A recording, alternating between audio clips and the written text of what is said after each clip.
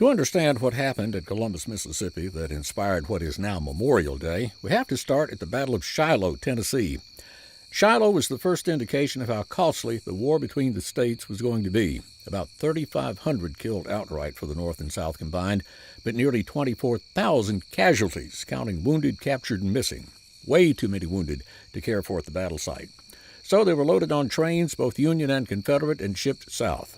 Columbus got their share and started caring for them as best they could. The ones who survived went home or back to war, and the rest were buried here at Friendship Cemetery.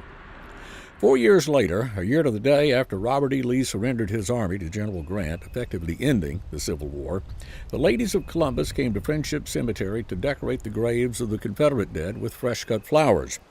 Augusta Sykes then saw the bare graves of about 40 Union soldiers and told her friends, "Let us remember them all alike, the men in the blue and the men in the gray." Now, in all fairness, there have been what were called decoration days happening everywhere, even as early as a year earlier at Greenwood Cemetery here in Jackson.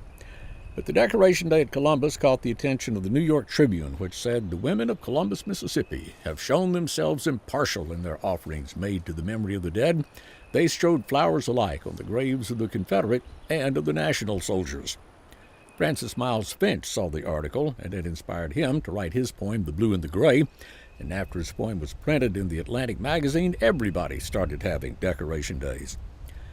Well, over time and after more wars, Decoration Day was moved from April to the end of May, when more flowers would be blooming around the nation. And the name was changed to what we know it by today, Memorial Day.